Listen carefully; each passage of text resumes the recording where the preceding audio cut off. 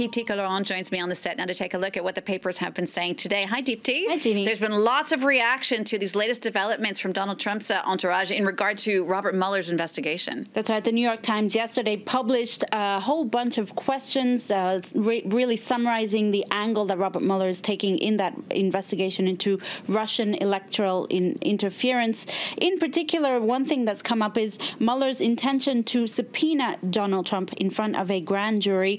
The New Yorker explains that if the U.S. president is indeed subpoenaed, Supreme Court precedents from the Nixon era, from the Clinton era, suggest that he would fail to quash it if he were to challenge that subpoena. So Trump really has two options if he's subpoenaed. Either he answers the questions and hopes that he doesn't put himself into more trouble, or he could plead the fifth on all those questions. In other words, not responding on the grounds of self-incrimination, something that generally is seen as an admission of guilt. Now, here in France, or actually between France and Australia, lots of things happening. The French President Emmanuel Macron is in Australia, where they're talking a lot about cultural ties and commercial ties. And the French president did address, of course, the May Day protest violence that we saw here in Paris. Before he left, his entourage had to deny reports that the French president was literally going as far away as he could to escape the social unrest that has plagued France for the past couple of weeks. And the Huffington Post reports that he was a little agitated by those questions from reporters in Sydney. A man, a moment, and a mighty challenge. That sums up the visit, at least for the editors at the Australian newspaper. A rather flattering editorial that marvels at Emmanuel Macron's political feats and what they say his acrobatic diplomacy with Donald Trump, being able to befriend the U.S. president and at the same time critique his policies. Deepti, you've got another story for us now. It's a diplomatic spat between China, the Dominican Republic, and Taiwan. It's not every day we see the Dominican Republic embroiled in a scandal or a controversy, at least. Well, the Dominican Republic announced earlier this week that it will sever all diplomatic ties with Taiwan. Then on Tuesday, it announced it'll be establishing diplomatic ties with China, also citing trade deals worth about $2 billion. Now, worth mentioning, of course, that China considers Taiwan as part of its territory and has militarily and now diplomatically sought to isolate Taiwan from the international community. What kind of reactions have there been in China to that? Well, it's prompted a mocking cartoon from the Global Times, which is the Communist Party's newspaper. Losers, weepers, it says in this cartoon, featuring the Taiwanese leader asking the Dominican Republic leader for her money back, or her country's money back. Meanwhile, from the Taipei Times, they see it as a provocation, going with a very interesting headline: China lures Dominican Republic as though it's a predator luring another country. This is the third severing of ties with Taiwan from a Caribbean country in 2 years.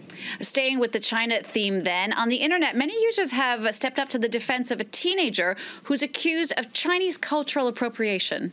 This stems from a young girl, Kezia Dom, who tweeted a picture of herself going to prom, as many kids do, wearing a traditional Chinese dress known as a sipao, something she'd picked out because she thought it was beautiful. She's been accused now of cultural appropriation because she's not of Chinese origin. For the National Review, which is a conservative American paper, they call the backlash silly and frivolous, saying it reveals a rot in the American soul. Now, the South China Morning Post explains that this dress was actually worn to promote gender equality after the fall of dynasties in Chinese history. In fact, Chinese internet users have rallied to her defense, with one user even suggesting that the Chinese government invite the teenager so she can display her dress in Beijing.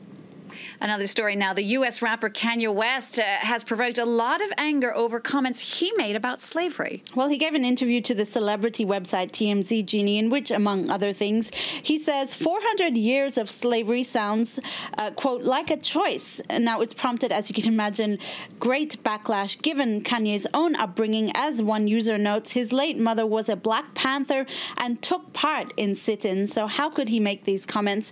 Now, after the backlash, page 6 of the New York Post reports that he did clarify his comments, although he doesn't really apologize for them. He just says we need to, quote, update the conversation, whatever that means, and took aim at his critics once again for misunderstanding him. Just to wrap up now, Deepti, Donald Trump is the target of a new protest by a Finnish environmental group. What's that? The Independent reports that the Finnish environmental group, is hoping to raise $500,000 to carve Donald Trump's face onto the side of an Arctic iceberg and then live stream the moment that it melts down. Now, this is just a projection of what that image would look like. It's called Project Trumpmore, aiming to illustrate the dangers of Arctic warming and challenge the U.S. president's own skeptical views on climate change. Although with his face on the side of an iceberg, I'm sure he's going to find some way to take it as a compliment. I have to say, I don't know if that's the best use of $500,000, but, you know, why not? Deepti, thank you for that. Deepti Gallaron there with that look at the press today. Thanks to you for watching as well. You can always check out that press review in greater detail on our website. The address is France24.com.